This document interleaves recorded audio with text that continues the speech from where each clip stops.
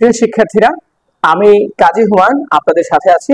আপনারা আছেন causes BCS ক্যারিয়ারে এবং আমরা 47 বিসিএস এর জন্য আপনাদেরকে নিশ্চিত একটি মার্কস নিয়ে আমরা এখন আলোচনা করব, যেটি মূলত বাংলাদেশ অংশে এসে থাকে। এবং আপনারা শুধু এই অংশটিকেই যদি বারবার রিভিশন দেন, এখান থেকে আপনারা একটি মার্কস নিশ্চিত করতে পারেন। আপনারা জেনে থাকবেন প্রাচীন কাল থেকে বাংলাদেশে 6টি মার্কস থেকে থাকে এবং আশা করি এখান থেকে যদি মানে এমন হয় যে একাধিক প্রশ্ন হয়, তাহলে এখান থেকে আপনারা 2 মার্কসও পেয়ে যেতে পারেন। চলুন আমরা মূলত আজকে বাঙালি জাতির যে উদ্ভব হয়েছে সেটি নিয়ে আলোচনা করব। বাঙালি জাতিকে বলা হয় মূলত নব্য সংকর জাতি, এবং এই সংকর জাতি হওয়ার বিভিন্ন কারণ রয়েছে। কারণ এখানে মূলত একটি সময় নেগ্রিটোরা বসবাস করত এবং নেগ্রিটোদেরকে মূলত উৎখাত করে আসে অস্ট্রিকরা, এবং অস্ট্রিকদের পরে এখানে আসে দ্রাবিড়রা, এবং এখানে ভুরচুনিয়রাও বসবাস করত। এবং এই সংমিশ্রণে মূলত একটি অনার্য জাতি গঠিত হয়। মূলত তাহলে অনার্য জাতি হচ্ছে 4 প্রকার: নেগ্রিটো, দ্রাবিড়, অস্ট্রিক এবং ভুরচেনীয়।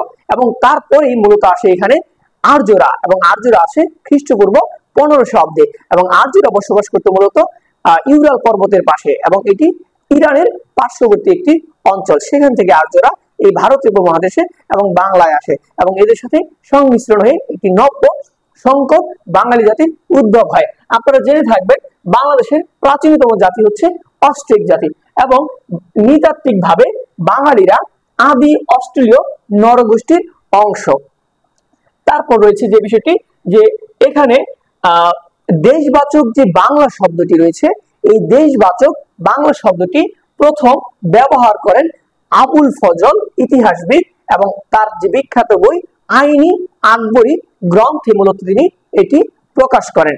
এবং যে বিষয়টি রয়েছে এরপরে এই বাংলা শব্দের যে গঠনতন্ত্র রয়েছে সেটি হচ্ছে বঙ্গযুগ আইল বা আল, মানে মূলত বাংলাদেশে বা এই বঙ্গদেশে প্রচুর পরিমাণে আইল ছিল। আইল মানে হচ্ছে আমরা যেটাকে বলি যে ধান ক্ষেতের আল বা আইল বোঝায়, এর জন্য মূলত এটিকে বাংলা হিসেবে চিহ্নিত করা হতো, এবং এখান থেকে এসেছে বাংলা। তো তারপর রয়েছে যে বিষয়টি, বাংলাদেশ বঙ্গদেশের সীমানা উল্লেখ করা হয়েছে প্রথম যে গ্রন্থটিতে, সেটি হচ্ছে বাঙালি ইতিহাস গ্রন্থ। এই বাঙালি ইতিহাস গ্রন্থটি লিখেছেন নিহার রঞ্জন রায়। এবং তারপরে রয়েছে যেটি সবচেয়ে গুরুত্বপূর্ণ, বঙ্গ নামের উল্লেখ পাওয়া যায় ও ঋগ্বেদের ঐতিরেয় আরণ্যক গ্রন্থে সে প্রথম এই বঙ্গ নামের উল্লেখ করেন। তারপরে রয়েছে কালিদাসের গ্রন্থেও বঙ্গ জনপদের উল্লেখ পাওয়া যায়। এই বঙ্গ জনপদ মূলত ঢাকা, ময়মনসিংহ, ফরিদপুর, তারপর রয়েছে বরিশাল, পটুয়াখালী এবং বাগেরহাট, গোপালগঞ্জ অঞ্চলটিও এই বঙ্গ জনপদের অংশ। প্রিয় শিক্ষার্থীরা, আপনারা অবশ্যই আমার এই ক্লাসটিকে ভালো লাগলে লাইক, কমেন্ট, শেয়ার দিয়ে আমাকে আরো উৎসাহিত করবেন, এবং আমার যে ইউটিউব চ্যানেলটি রয়েছে কাজী হুমায়ুন, সেখানে সাবস্ক্রাইব করবেন। সেখানে এরকম আরো অনেক সুন্দর সুন্দর তথ্য আপনাদেরকে আমি উপস্থাপন করব। এবং আমাদের একটি প্রাইভেট গ্রুপ রয়েছে, যেখানে আমাদের মিশন হচ্ছে আমরা 47 বিসিএস এ স্ট্র্যাটেজিক্যালি কিভাবে আরো ভালোভাবে প্রিপারেশন নিতে পারি, এবং আমরা 200টি টপিক সিলেক্ট করেছি, যেখান থেকে আপনারা 47 বিসিএস এ আশা করি 160 থেকে 70 মার্কস কমন পাবেন, এবং আপনারা খুব সহজেই এই 47 বিসিএসটিকে উতরিয়ে যেতে পারেন।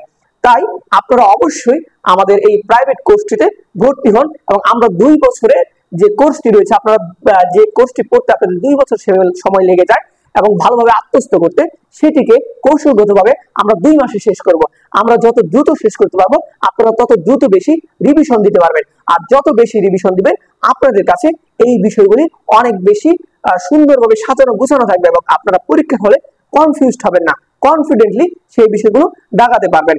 তাই বন্ধুরা, আপনারা অবশ্যই যদি যারা চাচ্ছেন, যারা সিরিয়াস, তারা আমার সাথে যোগ দিন, এবং যারা প্রথম বর্ষ, দ্বিতীয় বর্ষ, তৃতীয় বর্ষ রয়েছেন, চতুর্থ বর্ষ রয়েছেন, তারা অবশ্যই এটিতে যোগ দেন, এবং এটি হচ্ছে আপনাদের একটি ফাউন্ডেশন কোর্স। আশা করি আপনারা অবশ্যই আমার সাথে থাকবেন। আপনাদের বিসিএস জার্নি শুভ হোক। ধন্যবাদ সকলকে।